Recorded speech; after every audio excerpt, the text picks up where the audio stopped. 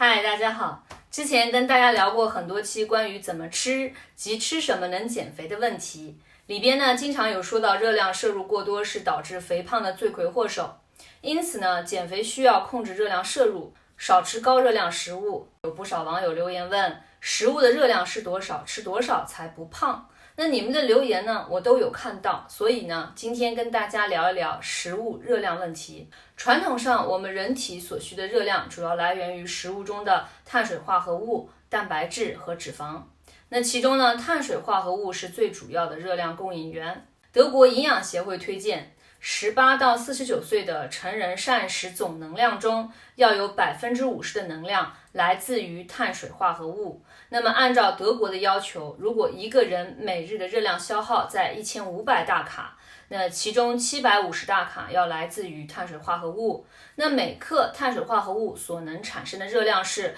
4大卡。那么大概这个人每天需要摄取约188克的纯碳水化合物，才能满足德国营养学会的要求。当然呢，我之前专门有一集视频里边也介绍过吃多少碳水才能瘦，那里边呢主要针对是减肥时期的碳水摄取量。如果拿我举例子，我的减肥时期呢已经过去1年多了，我目前的日碳水摄取量在150到200克左右，有时候可能还会多一些。但是呢，因为我每日有专门安排自己的营养素以及热量分配，所以即使在摄取比较高的碳水化合物条件下，我的体重也还是保持不变。所以呢，大家也无需听到碳水化合物就闻风色变，大家需要科学的对待食物的摄取，才能够在合理饮食基础下健康减重，并且减重后稳定的维持减重结果。食物的热量是用卡路里来计算的，那卡路里简称卡，缩写呢是 CAL， 是一种能量单位。很多人习惯用大卡或者千卡来计算热量，那1大卡即1000卡，就等于1000个卡。那平时呢，我们吃东西时要如何知道自己摄入了多少热量呢？我的办法是买一个精准的厨房秤，你吃任何东西的时候不要嫌麻烦，比如你吃1碗米饭，你也去称一下重量。然后呢，在网上下载一个热量计算软件，或者谷歌查询食物卡路里，这样你就更好的知道自己吃入了多少热量、多少碳水化合物、脂肪和蛋白质了。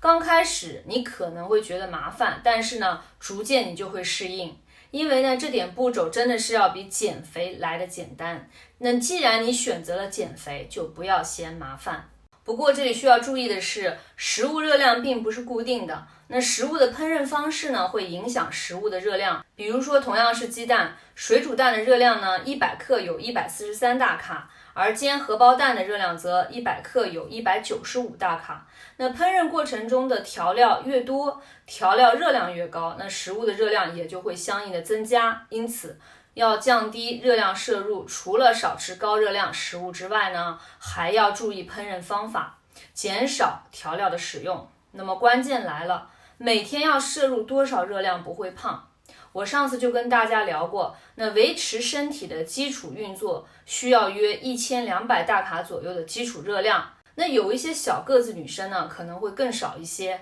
大家可以自行计算一下自己的基础热量消耗。那这个计算公式呢，我会在下面的内容栏里给出。女性的话呢，就是10乘以体重单位公斤加上6.25乘以身高单位是厘米，再减去5乘以你的岁数，再减161，就是你维持生命的基础消耗。那拿我举例的话，按照上面那个公式，我的基础消耗大约是在1200大卡，真的好低。那这和我的岁数也有关系，岁数越大，基础消耗就越低，而且呢，每年都在走下滑趋势。那男性的话呢，就是10乘以体重单位公斤加上6.25，身高单位是厘米，再减去5乘以岁数，再加5。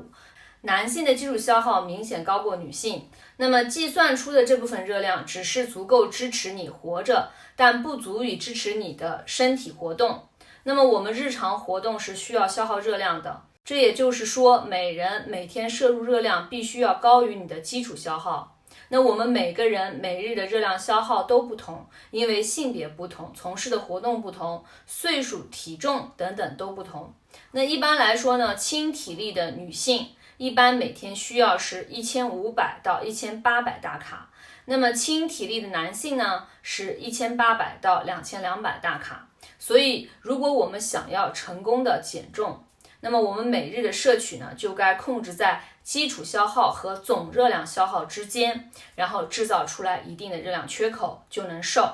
那现在拿我来举例子，我的一天总热量消耗大约在1600大卡，那我的身体的基础消耗呢为1200大卡。那如果我坚持一段时间，每天只摄取到1300大卡，那每天呢我就有300大卡的热量缺口，那么我就会逐渐的消瘦下去。所以呢，减肥的关键就在于此，制造热量缺口。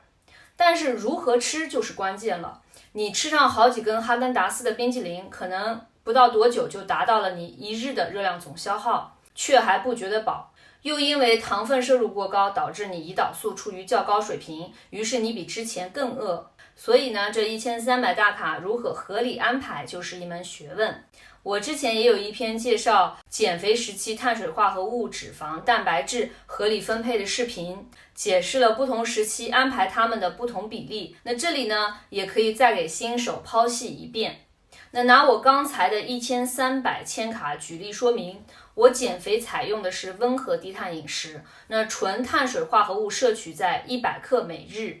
那每100大卡碳水产生4大卡热量，等于碳水部分呢，我摄取了400大卡。那我每日的蛋白质摄取量是在体重的 1.6 倍，也就是80克。那每克蛋白质的热量为4大卡，那么蛋白质部分呢，我摄取了320大卡。那剩下呢就还有580大卡，那这580大卡就来自于脂肪，每克脂肪的热量为9大卡，那么我就需要摄取约为64克的优质脂肪。利用这样的比例，我就可以既满足身体对3大宏观营养素的需要，又可以制造热量缺口，成功瘦身。